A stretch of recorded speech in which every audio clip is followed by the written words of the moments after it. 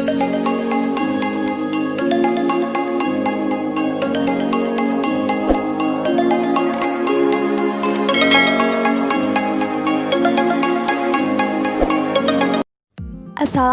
warahmatullahi wabarakatuh.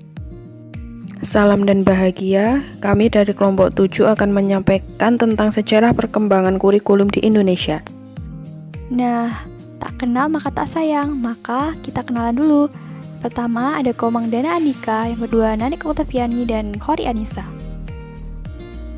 Topik pembahasan pada kesempatan kali ini, kita akan membahas 4 topik. Yang pertama yaitu pengertian kurikulum. Yang kedua yaitu sejarah perkembangan kurikulum di Indonesia. Yang ketiga yaitu ciri khas tiap kurikulum. Yang keempat, Menteri Pendidikan. Nah, teman-teman, tahu nggak sih apa itu kurikulum? Ada yang tahu nggak?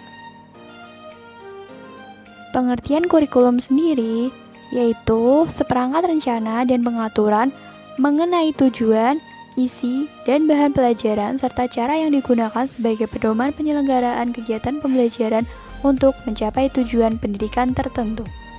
Nah, untuk pembahasan yang selanjutnya, yang kedua yaitu sejarah perkembangan kurikulum di Indonesia. Kurikulum di Indonesia terjadi pada tahun 1947 hingga yang sedang berlangsung saat ini yaitu 2013. Perubahan ini terjadi karena konsekuensi logis dari terjadinya perubahan sistem politik, sosial budaya, ekonomi, dan iptek dalam masyarakat berbangsa dan bernegara. Nah, kurikulum di Indonesia dirancang berdasarkan landasan yang sama, yaitu Pancasila dan Undang-Undang Dasar 1945. Perbedaannya pada penekanan pokok dari tujuan pendidikan serta pendekatan dalam merealisasikannya. Nah, inilah gambaran kurikulum di Indonesia. Bisa kita lihat dari tahun 1947 hingga 2013. Nah, kita akan bahas satu persatu. Yang pertama, kurikulum pertama pada tahun 1947. Nah, pada tahun 1947 ini, kurikulumnya dinamakan dengan Rencana Pelajaran. Nah, kurikulum ini masih dipengaruhi sistem pendidikan kolonial Belanda dan Jepang. Rencana Pelajaran 1947 boleh dikatakan sebagai pengganti sistem pendidikan kolonial Belanda. Berikutnya ada ciri-ciri dari kurikulum yang pertama. Lebih menekankan pada pembentukan karakter manusia yang berdaulat dan sejajar dengan bangsa lain. Berikut adalah tokoh dalam Menteri Kurikulum pada tahun 1947. Beliau Mr. R. Swewandi dan Ali Sastro Amijoyo. Kemudian, pada kurikulum yang kedua yaitu tahun 1952. Pada tahun ini, kurikulumnya disebut dengan Rencana Pelajaran Terurai. Kurikulum ini memiliki kekhasan karena merinci setiap mata pelajaran sekaligus mengarah pada suatu sistem pendidikan nasional. Nah, ciri-ciri dari kurikulum ini adalah setiap pelajaran dihubungkan dengan kehidupan sehari-hari. Berikut adalah Menteri Kurikulum pada tahun 1952. Beliau Bapak Bahdar Johan. Selanjutnya, pada kurikulum ketiga yaitu tahun 1964. Kurikulumnya dinamakan dengan Rencana Pendidikan.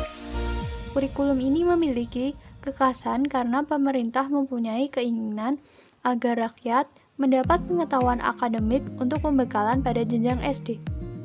sehingga pembelajaran dipusatkan pada program yang namanya Pancawardhana, yaitu pengembangan moral, kecerdasan, emosional atau artistik, keprigelan atau keterampilan, dan jasmani. Nah, berikut adalah profil dari Menteri Kurikulum pada tahun 1964, yaitu beliau Bapak Sarino Mangunpranoto.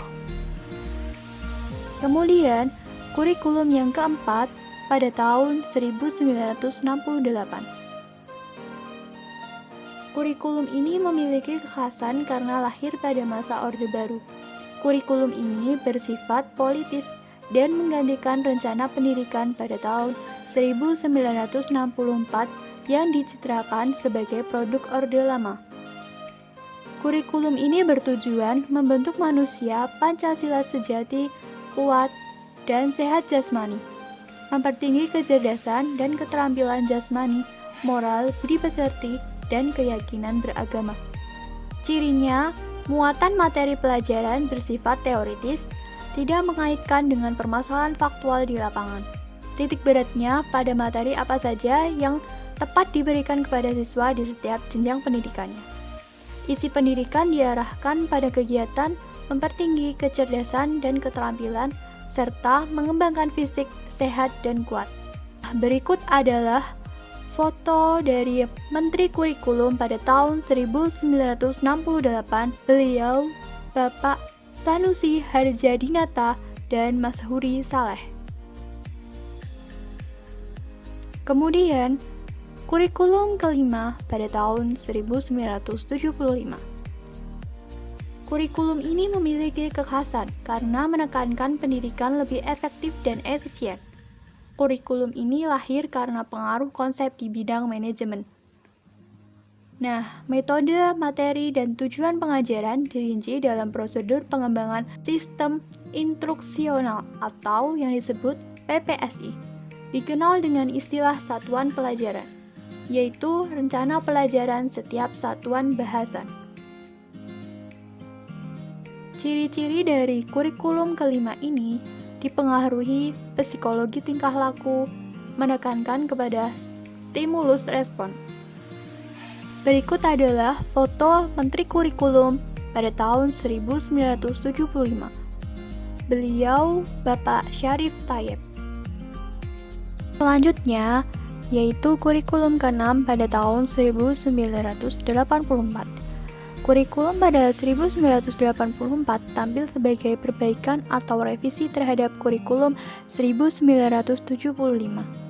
Kurikulum 1984 memiliki ciri-ciri berikut. Yang pertama, berorientasi kepada tujuan instruksional. Yang kedua, pendekatan pengajarannya berpusat pada anak didik melalui cara belajar siswa aktif atau CBSA.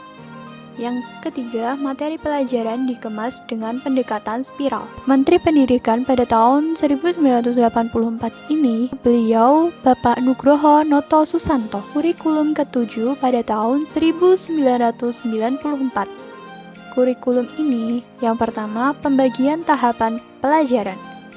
Yang kedua, menekankan materi pelajaran atau isi. Yang ketiga, bersifat populis. Menteri pada kurikulum ke-7 ini, beliau adalah Bapak Wardiman Joyonegoro. Selanjutnya, kurikulum ke-8 pada tahun 2004 disebut dengan kurikulum berbasis kompetensi atau KBK. Pendidikan berbasis kompetensi menitikberatkan pada pengembangan kemampuan untuk melakukan atau kompetensi tugas-tugas tertentu sesuai dengan standar performance yang telah ditetapkan. Kurikulum berbasis kompetensi berorientasi pada yang pertama, hasil dan dampak yang diharapkan muncul pada diri peserta didik melalui serangkaian pengalaman belajar yang bermakna.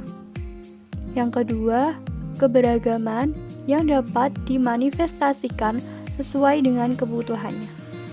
Tujuan yang ingin dicapai menekankan pada ketercapaian kompetensi siswa baik secara individual maupun klasikal. Menteri Kurikulum pada tahun 2004 adalah beliau Bapak Abdul Malik Fajar dan beliau Bapak Bambang Sudibyo. Pada kurikulum ke-9 pada tahun 2006 dikenal dengan sebutan Kurikulum Tingkat Satuan Pendidikan atau KTSP. Pada kurikulum 2006 ini, guru lebih diberikan kebebasan untuk merencanakan pembelajaran sesuai dengan lingkungan dan kondisi siswa, serta kondisi sekolah berada. Menteri Kurikulum pada tahun 2006, beliau Bapak Bambang Sudibyo. Kurikulum yang ke-10 yaitu kurikulum 2013 yang saat ini juga digunakan. Ciri khas dari kurikulum ini yaitu upaya penyederhanaan dan tematik integratif. Kurikulum 2013 ini disiapkan untuk mencetak generasi yang siap dalam menghadapi masa depan. Bertujuan untuk mendorong peserta didik mampu lebih baik dalam melakukan observasi, bertanya, bernalar, dan mengkomunikasikan atau mempresentasikan apa yang mereka peroleh atau mereka ketahui setelah menerima materi pembelajaran. Adapun objek yang menjadi pembelajaran dalam penataan dan penyempurnaan kurikulum 2013 menekankan pada fenomena alam, sosial, seni, dan budaya. Melalui pendekatan tersebut diharapkan siswa memiliki kompetensi sikap, keterampilan, dan pengetahuan jauh lebih baik. Mereka akan lebih kreatif, inovatif, dan lebih produktif. Nah, Menteri Kurikulum 2013 ini yaitu beliau Bapak Muhammad Nuh. Yang terakhir adalah referensi. Ini link referensi yang kami gunakan. Nah, itu tadi penjelasan tentang sejarah kurikulum di Indonesia. Semoga bermanfaat. Sekian, terima kasih. Salam. Jangan lupa untuk like, comment, share, and subscribe.